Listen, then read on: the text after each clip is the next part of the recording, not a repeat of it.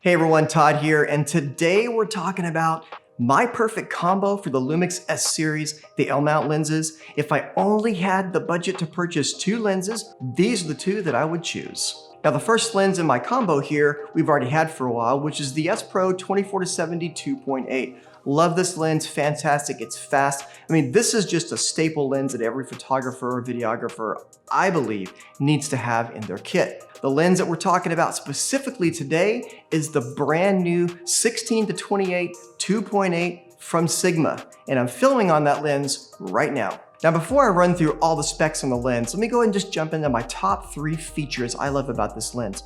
Number 1, it's 2.8, it's fast. We don't have another 16-35, or in this case, 16-28 2.8 lens available on the L-mount system. Secondly, 450 grams. This lens is light. Right now I've got that paired with the S5 and it fits perfectly. It's lightweight, it'll go in the bag and not weight me down.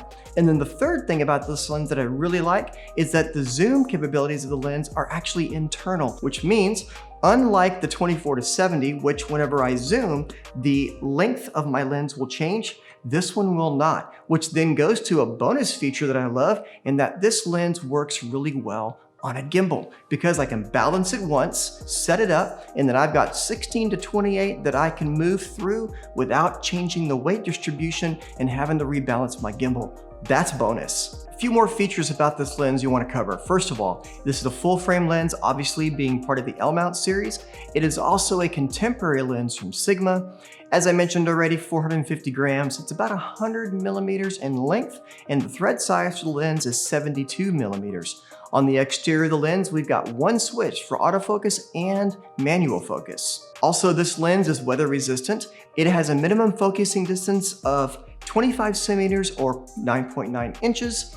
Also, it's a stepping motor, which is nice and smooth and quiet. We've got a 9-blade aperture on this, which gives us that nice creamy background in our bokeh. And one more thing to note, this lens is not stabilized, which really isn't that big of a deal, especially if you're gonna pair it with a Lumix camera, because we all know Panasonic has some of the best in-body image stabilization in the business. So who is this lens for? Well, this lens is perfect for things like real estate, landscape, architecture, also event coverage, it works great for that, and vlogging. Because we all know that if you're out there and you're vlogging, love to have that nice wide lens, puts us in our environment. We can also bring things in the frame and out of frame and point to stuff, and it's not distracting. We're not passing it and covering it up our faces. So those are 4 great applications for this lens. And as I mentioned before, it's part of that perfect combo. So between a 16-28 and then a 24-70, I've got everything from vlogging and real estate all the way up to doing portraits with my 24-70, which I can get a good 50 millimeter and a 70 out of this. And that's great for like headshots and things like that. These are really the great lenses for a photographer if you only have the budget to buy 2 lenses. Speaking of budget, this lens comes in at $899, that's US dollars, which I think is a great price for this lens, for the quality, and because it's fast. So the other lens we have in this focal range is going to be the 16-35 from Lumix. That is an f4 lens, and that comes in at $1299. Now that's a great lens, super high quality, don't get me wrong. However, having this option of a Sigma 16-28 at 2.8 is fantastic. And at $899, it's hard to pass up. In fact, I'm adding this lens to my kit. So if you want to pick up one for yourself, I've got links down in the description below, as well as a link to the other lens in my perfect combo, which is the 24-70 2.8 from Lumix. Go ahead and let me know in the comments below what your perfect combo would be. Heck, let's go ahead and expand that a little bit. What would be your 2 or 3 combo of lenses that you would pick to have with you at all times? If you could only have those 2 or 3 lenses, what would those be?